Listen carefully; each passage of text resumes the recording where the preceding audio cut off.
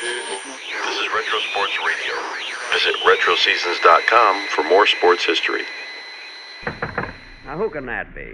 Come in. Pardon me for disturbing you, Mr. Benny, but may I have your autograph? Certainly. Who shall I make it out to? Bob Feller. Bob Feller!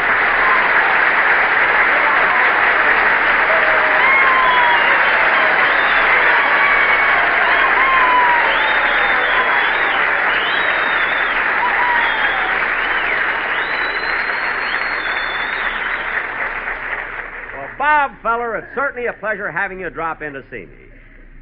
Well, Jack, when I saw your name in front of the theater, I just couldn't walk right on by like everybody else.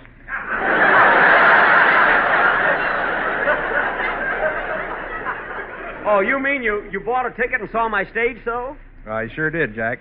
I thought you saw me. When you took a bow, you knocked a bag of popcorn out of my hand with your eyelashes. Oh, I'm sorry. Well, let me wipe the chicken fat off your sleeve. Well, Bob, you're still with the Cleveland Indians, aren't you? Yes, this is my 12th season, Jack. And you're a pitcher, isn't that right? That's what it says in my book.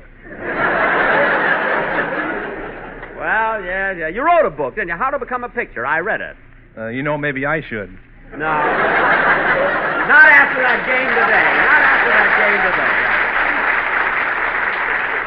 Oh, that's pretty good. You must have brought your own writer, too. Hey, Jackson, how do you expect anybody to get any sleep around here? Oh, Phil, come on in. I want you to meet Bob Feller, pitcher for the Cleveland Indians. Oh, hiya, Bob. Hiya, Phil. Say, Phil, you're a pitcher, too, aren't you? Me a pitcher? No, I'm a musician.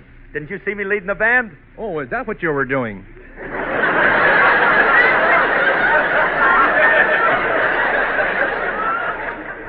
Certainly. Gee, I wish I could do that. Why? With a wind-up like that, there'd be no one that could hold me. You're not kidding. And say, Bob, I meant to tell you, I like that nice stadium you have here in Cleveland. Have you seen it, Phil? Yeah, it's a wonderful ballpark, and right on the edge of Lake Erie. I saw a game the other day, and... Hey, wait a minute. I just thought of something. The other day when you were playing Boston, you only had 8 men. Oh, no, we had 9. No, I counted everyone on the diamond, and there were only 8. Oh, you could only see 8. When Ted Williams is up, we put the left fielder in a canoe.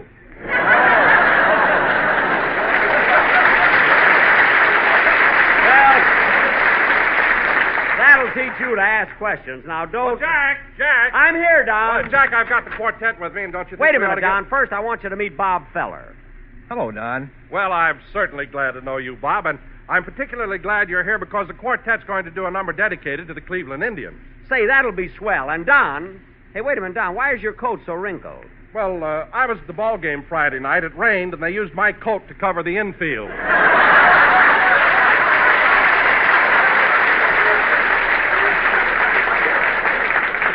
Oh, yes, I read about that. One of the ground crew got lost in your pocket there. Well, Don, where's the quartet for the commercial? In my other pocket. Oh.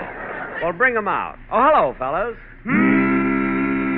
Don't mind that, Bob. I have to pay them extra if they talk, All right, sportsmen, we haven't got much time, so let's hear the number. Okay, hit it, boys.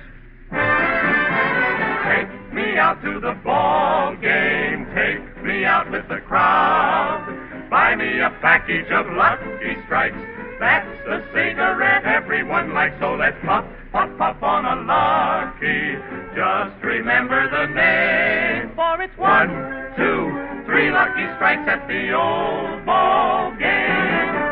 Take me out to the ball game. Take me out with the crowd.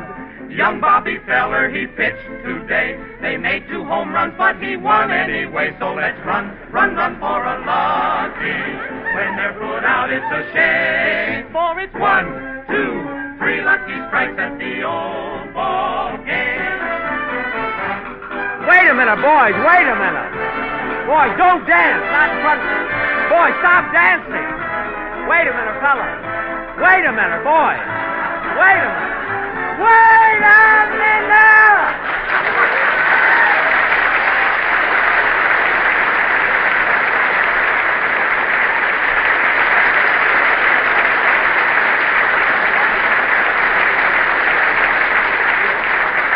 Don, I'm so embarrassed in front of Bob Feller. Why is it every time we... Oh, Jack, Meryl and I would like to know... Oh, come in, girls. I want you to meet Bob Feller. Bob, I want you to meet...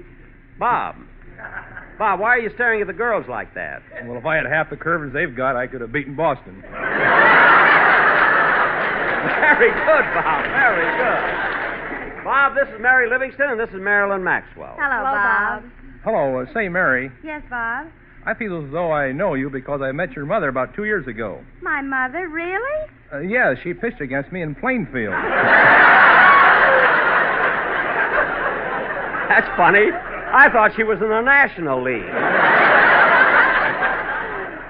You're both wrong. Her arm went bad. She's wrestling now. All right. Well, Bob, we'll be going on stage in a few minutes. Why don't you wait until after the next show and we'll all go out to dinner? I'd love to, Jack. Do you mind if I call my wife? Not at all. Which reminds me, Jack, you ought to know my wife. She comes from Waukegan. She does? I didn't know you married a girl from Waukegan. Oh, sure. Her name was Miss Windsor. Winther. Oh, I not only know her, I used to take her out, Marcella Winther. No, that's her mother.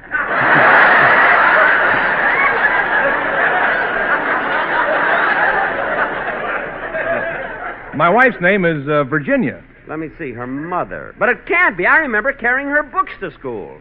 She had long blonde curls. Yes, with a little freckle on the right cheek. Yes. Oh, that was her father. Now cut that out.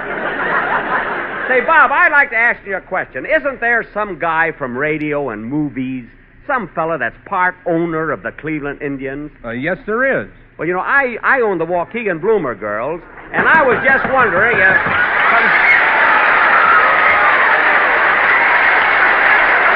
Well, look who's here!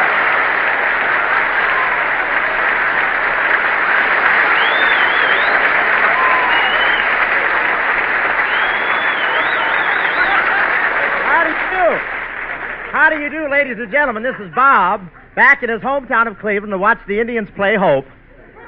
Telling you all, if you use Pepsodent like the baseball players do, you will be keeping Bob, feller.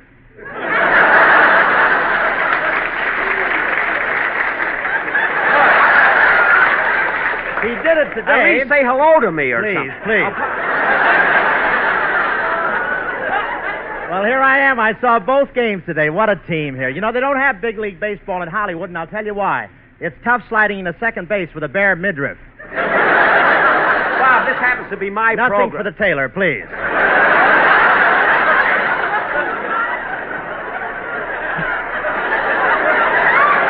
Well, it's a cinch we'll be cut off the air today. Oh, but it's great being home again. All my relatives met me at the station yesterday, and I was really touched. I have a lot of relatives here in Ohio. I have one brother doing fine in Canton, another doing 5 at Columbus. Bob, will you wait a minute? Please. Who is this, a house detective? Please. You know, you might as well quit. You're not getting paid for this, you know. Don't ruin our finished gag, will you, please?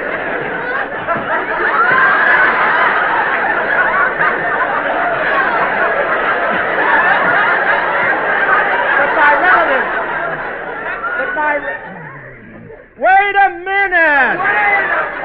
But my relatives met me yesterday morning with a big brass band. That is, I thought it was a big brass band. It turned out to be a lot of spittoons going to the Republican convention. And it was different when I lived here years ago. This time the cops drove me from the station. Of course, the city has changed quite a bit. I can remember a lot of little things about this town. I can't seem to get them on the phone, though. I might as well go home. Come on. What is that? Something left over from the Eagles convention? What is that? I went out to my old grammar school yesterday, Fairmount Junior High, and there was the same old desk, the same old inkwell, same old shaving kit. I want to tell you, it was thrilling. What memories that brought back. I'll never forget second grade where I met my first girl. She was 7, I was 18. And I was so proud. On my desk they have a plaque. It says, Bob Hope slept here. And today I went back and saw the house where I used to live. Boy, what a tough neighborhood. It was so tough the freight trains used to tiptoe past. But it was wonderful. I'll never forget when I left home to go on the road, Father said I would go a long way. In fact, he nailed the door of the box cop. He did. Yes, he did.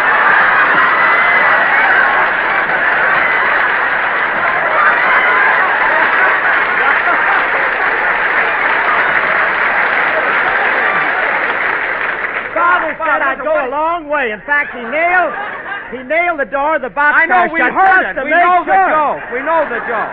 Look, That's where you could have come in, you know. Now, what are you doing? I want to know, what are you doing here? I'm getting laughs. What are you doing here? I'm trying to. And hey, Bob, here's one of your boys, Bob Feller. One of our boys. That's an annuity, Jack, this boy. Hello, Bob. Hello, Bob. 2 Bobs. That'll get you a warm beer in England.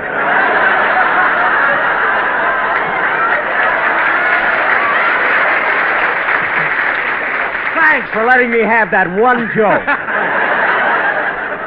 I have a line you gave me which is no good. It says, it didn't get you anything here, which you got a lot of. Well, look, Hope, let me ask you something. What are you really doing here in Cleveland? Well, I came here to watch out for my interests. I found out you were playing here, and this is my hometown, you know. Well, what about it? Well, how much money have you taken in at the Palace Theater already? Well, so far, about $34,000. Well, give me half or I'll sue you.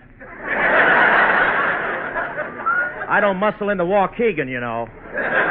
What do you tell? I'm playing this whole circuit. Last week in Detroit, I took in $93,267.43. And a Hoover button. How do you know? I ain't spending any Dewey buttons to see you.